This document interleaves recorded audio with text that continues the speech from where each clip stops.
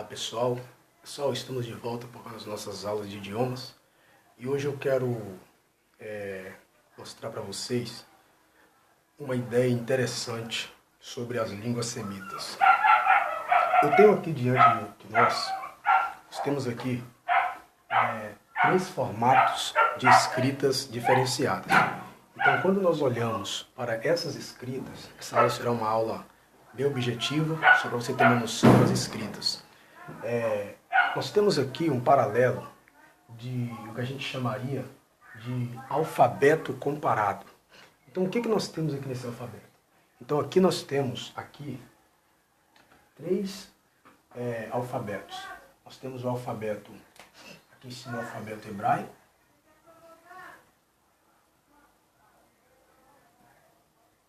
alfabeto hebraico aqui em cima. Aqui nós temos o alfabeto árabe,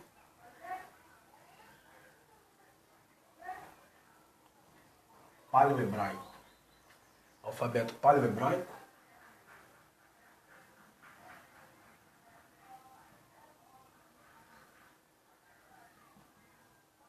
paleo-hebraico, alfabeto paleo-hebraico, e aqui nós temos o alfabeto árabe, Muito bem. Perceba que esses três alfabetos, eles não estão aqui por acaso. Quando nós estudamos a Bíblia e vamos estudar as línguas que a gente poderia chamar de línguas parentéticas, nós encontramos esses tipos de escrita. Talvez a de baixo você já tenha visto, porque é o árabe. A de cima você já tenha visto, porque nós temos aí aulas de hebraico na faculdade, nos cursos básicos, médios. Nós temos algumas apresentações de hebraico e nas Bíblias também, que vendem aí livros que os exegetas trazem formatos de palavras em hebraico. Mas talvez esse formato do meio, talvez você ainda não tenha visto. Então o que nós temos aqui? Nós temos o alfabeto paleo-hebraico, que a gente poderia também chamar originalmente de alfabeto fenício, né? Alfabeto fenício.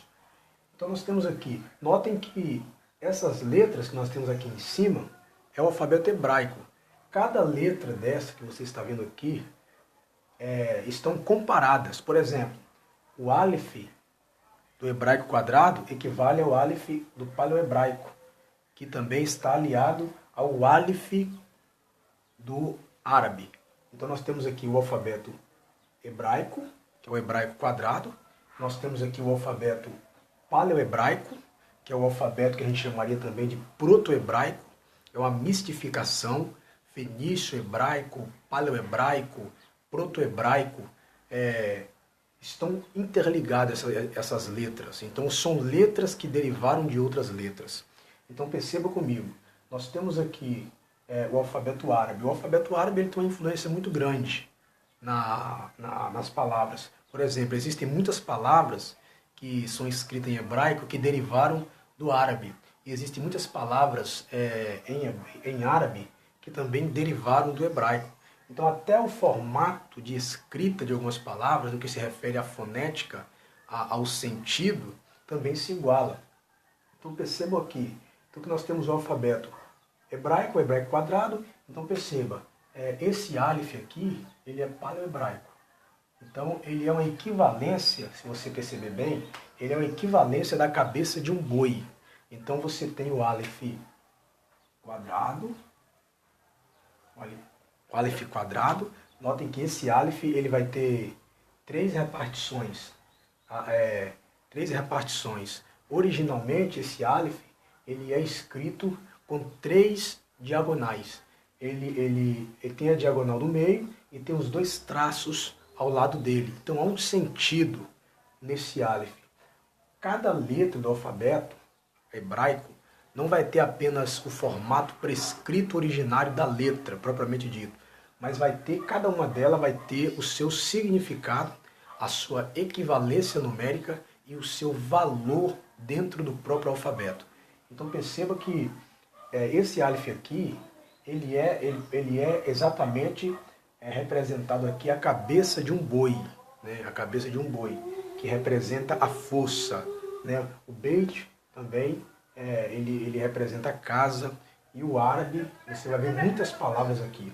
Agora perceba comigo, se você apagar todos esses pontos, que você está vendo aqui, tirar todos os pontos que você vê em cima das letras, todos eles.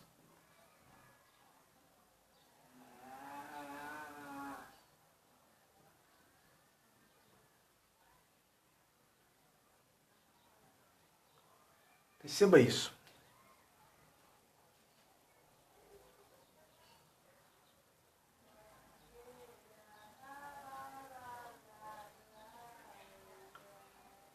As palavras, as letras, ficam literalmente iguais no que se refere à ausência de pontuações. Primeiro, o hebraico, o paleohebraico, ele é um hebraico antigo. E esse tipo de letra aqui era usado antigamente para escrever o nome de Deus. Era com esse tipo de hebraico aqui que eles utilizavam para escrever o nome de Deus.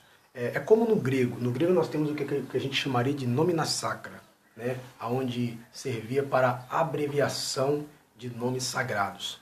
Né? Então você coloca lá a palavra Theos, que é Deus. Então você deixaria só o Tita e o Sigma, né? Que no caso seria a abreviação de Deus com um traço em cima. Então isso era chamado de nomina sacra.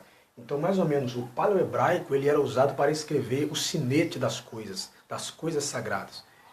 O árabe, para os muçulmanos, é uma língua sagrada, né? Tanto que eles acreditam que o Alcorão foi revelado por Alá. Né? Alá seria o Deus escrito em muçulmano, né? Ou em islamismo.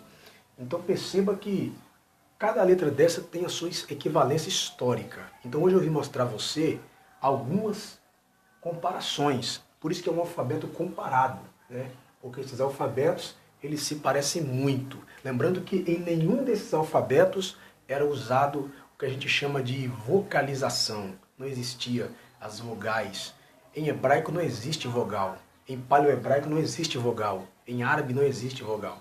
Então essas línguas, às vezes elas tornam-se línguas desafiadoras devido às suas quantidade de traços, de pontos, né, de riscos que são colocados em cima, embaixo das letras para vocalizá-las.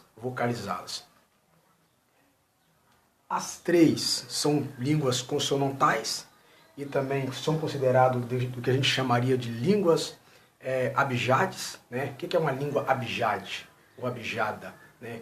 Na verdade, abjade, o que seria? Línguas que não são línguas que carregam vogais. No caso dessas línguas aqui, elas são línguas abjades, né? Porque elas não são línguas vocalizadas no que se refere a trazer vogais em si.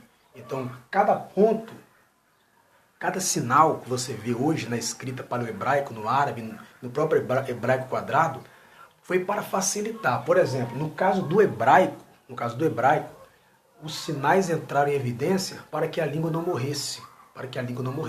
Então eles inventaram, os maçoretas inventaram os sinais vocálicos para a língua não morrer. Então como é que você conseguiria ler uma palavra usando essas consoantes se não tivesse nada que indicasse a vocalização?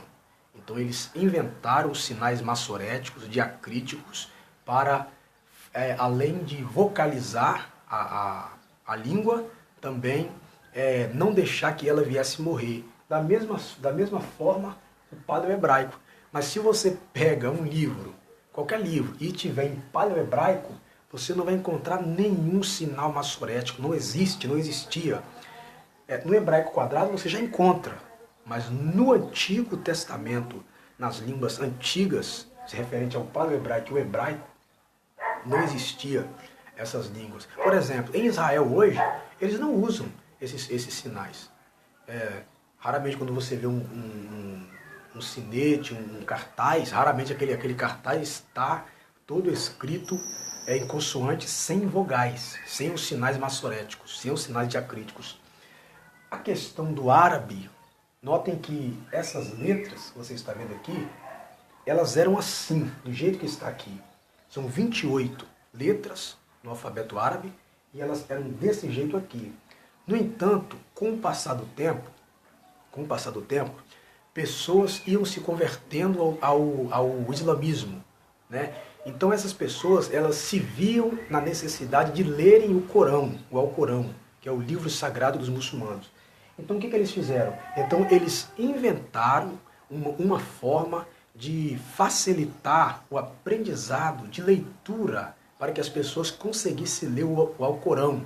Então o que eles fizeram? Por exemplo, se um árabe vê essas 3 letras aqui juntas, ele vai conseguir ler. Ele vai conseguir ler. Por que ele vai conseguir ler? Porque ele vai entender que essas letras aqui,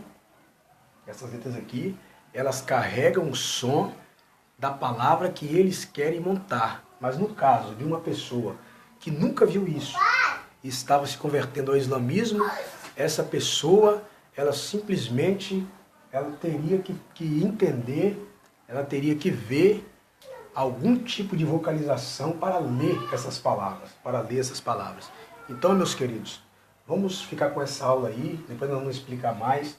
Então, essa necessidade de pontuar essas letras em árabe era exatamente para ajudar as pessoas a entender. Na próxima aula nós falaremos melhor sobre isso, essa aula para não ficar muito longa. Depois nós falamos muito mais abrangente sobre essa questão dos 3 alfabetos, hebraico, fenício e árabe. Amém, pessoal? Até a próxima.